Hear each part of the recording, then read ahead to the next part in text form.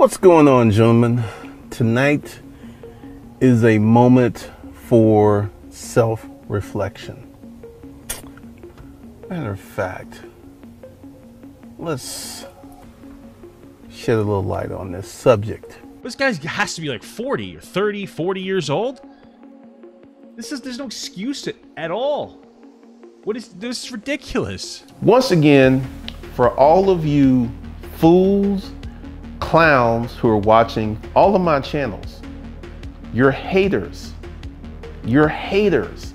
You are bitch ass haters. About the numbers. You literally only care about the channel numbers, the money, this whatever. The only thing that you determine whether it was bad or good. What about the impact? What about the fact you literally just gave a blueprint to predators?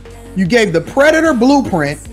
Yo, if they got good parents, you want to stay away from them.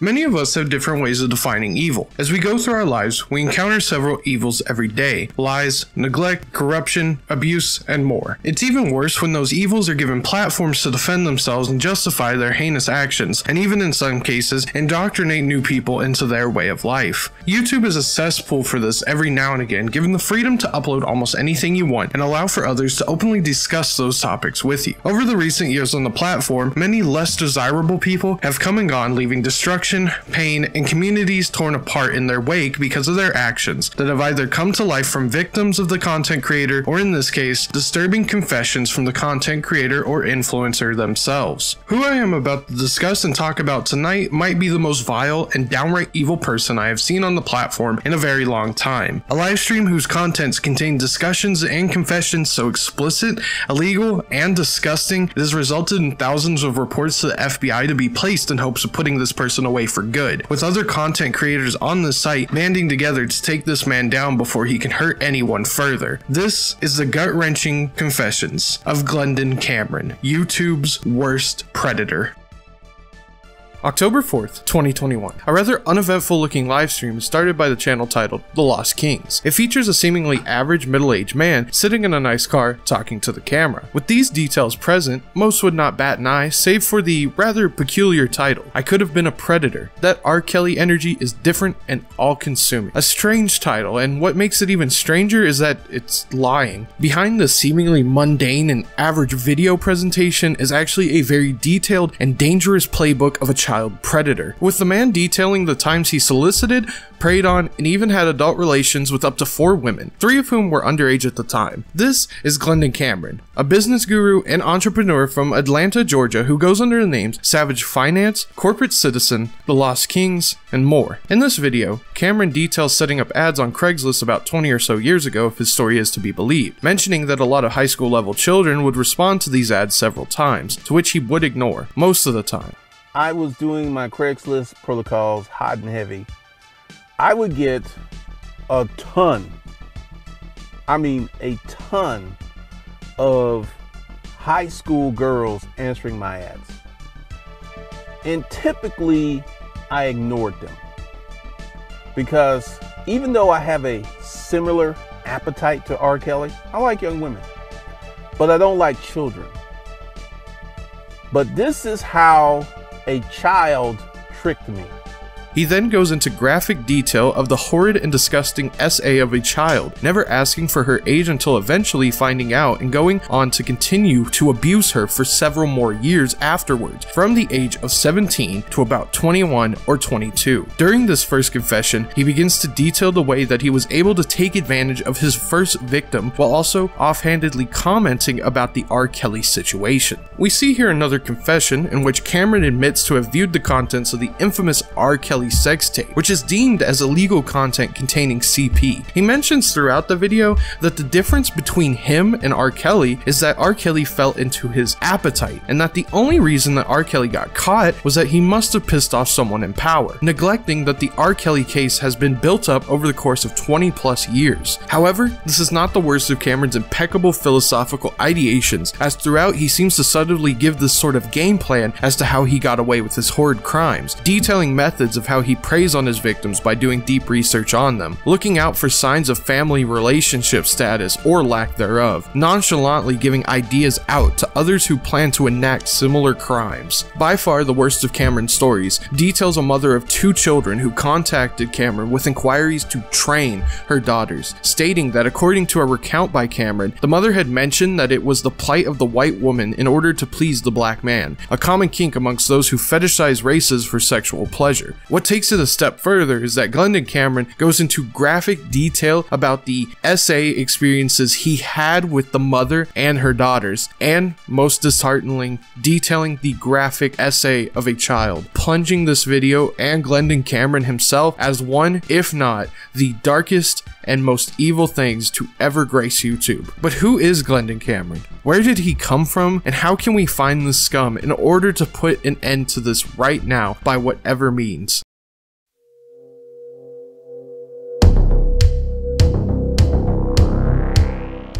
From what little we know about Cameron, we know several small details based on YouTube and social media profiles that can give us clues to both his personal life, whereabouts, and information that may help crack down on one of YouTube's most evil pedophiles. Glendon Cameron is a business entrepreneur and finance guru hailing from the glorious Atlanta, Georgia. He owns at least 3 YouTube channels covering several different topics. Savage Finance and Digital Money include videos mostly involving Cameron discussing business tips and tons of different ways to make money either through investing, starting your own business, and more. What we can gather from this and what few small clips we have of his Instagram is that Cameron is not some average Joe that he claims to be, but rather a business mogul of some sort who knows a little bit about making money and investing in it. This gives credence to perhaps why Glendon Cameron might be able to get away with what he does, having the money and power to slip by, while prior to the R. Kelly video doesn't really have any real weight to his name. As well as these finance YouTube channels, he also appears to run or at least own multiple financial consulting schemes that even by taking one look at them, you can obviously tell that they are either absurdly useless overpriced information that you can find on the front page of Google, or a money laundering scheme based on the sheer amount of offers he is selling and the barren, sometimes barely functioning websites that he has, not only preying on young women and children, but also preying on his own viewers and people vulnerable to wanting to better their financial situation, only to be taken advantage of by predators like Glendon Cameron.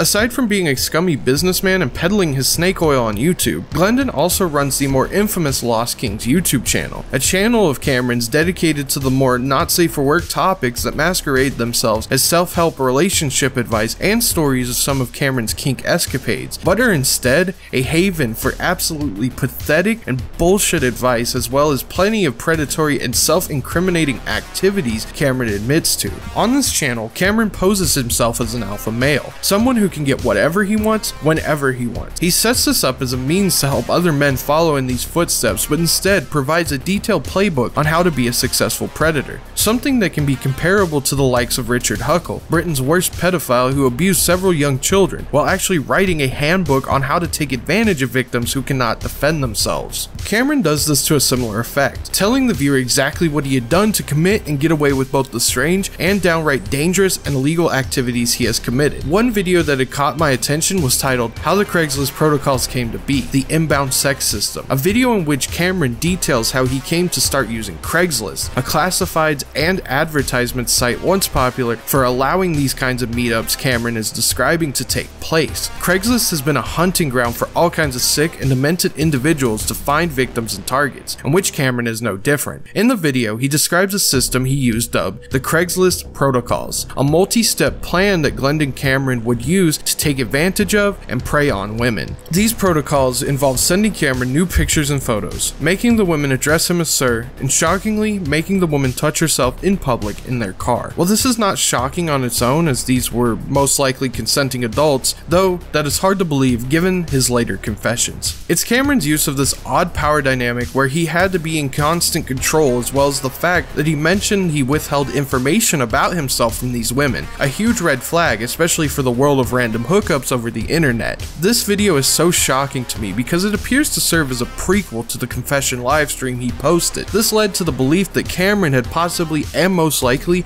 used these same tactics to lure his underage victims on top of the previously mentioned steps he would take to deliberately and consciously get away with and take advantage of women and children. He mentions in this very video that he was tricked by a 17-year-old child, stating the excuse of they came to him. He also mentions that it is not the first time he has had sexual relations with a mother and her children, saying that he has committed this activity several times. After this, he does go on to state that he has had sexual relations with at least 600 women, a gross exaggeration for sure, but still a worrying exaggeration nonetheless. You see, it is highly unlikely that Cameron has had any relations with that many people. It is still concerning due to the assumption that Cameron's abuse and manipulation would still be a high number, considering the 20 to 30 plus years he has been operating at this point if his claims are to be believed. This would put him as possibly the worst abuser to have some platform on YouTube, reminiscing in his tales of sexual manipulation and abuse, presenting it as not something to condemn, but something to aspire to, especially to his audience, what appears to be impressionable and possibly insecure men who may want what he has had and don't see the deeper context behind Cameron's ways of achieving his goal by any means necessary.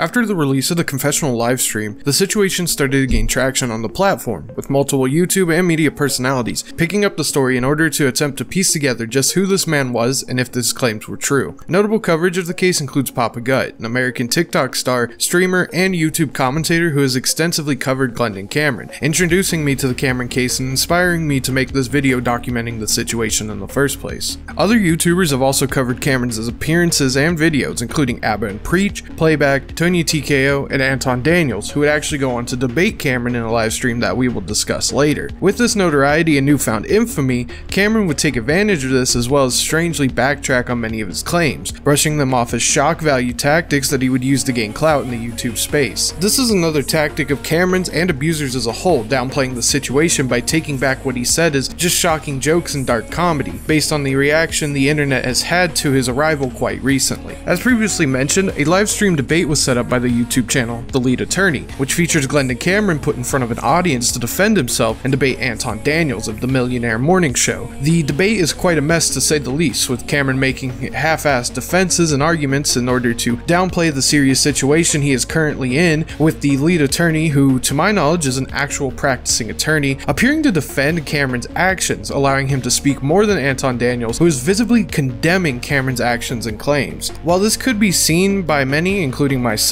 many have also pointed out that the lead attorney is possibly only acting friendly towards Cameron in order to get him to confess more and in turn build a stronger case. The livestream also has Cameron referring to his actions on YouTube as an experiment, to which Anton calls cap on Cameron's claims, calling him a clout chaser and that he isn't some big hotshot, but a loser who nobody gave a fuck about until this came to light. Many points that I mentioned prior were brought up in this livestream, including if Cameron gave a predator blueprint to the public, him continuing to downplay his actions, and him just being a general shit stain on this earth. However, two of the most shocking revelations to come out of this livestream were the fact that Glendon at one point worked at a children's hospital and the fact that he has a daughter, both disheartening and worrying statements that make Cameron's actions even scarier, despite Cameron rejecting accountability, responsibility, or guilt in his actions. Anton Daniels and the lead attorney held it down in bringing more of Cameron's demons and vile actions to light.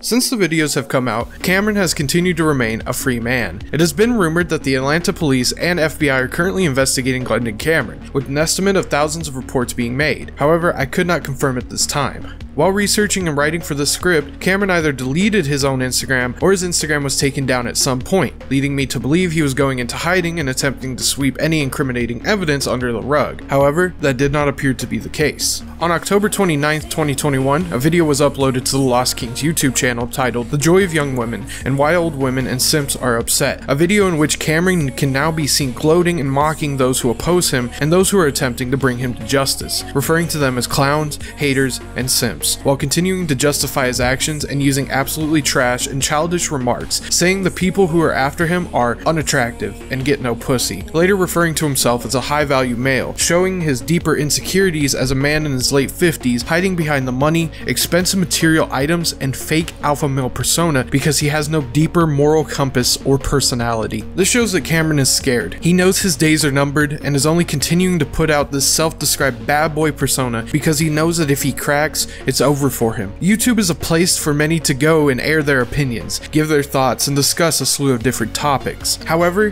YouTube also appears to have a serious problem that it cannot control, and is not the fault of the platform or the company itself. YouTube is a place for everyone, but it's most definitely not a place for anyone like Glendon Cameron, or anyone that shares his similar beliefs. This has been Yoshimi, and have a good night.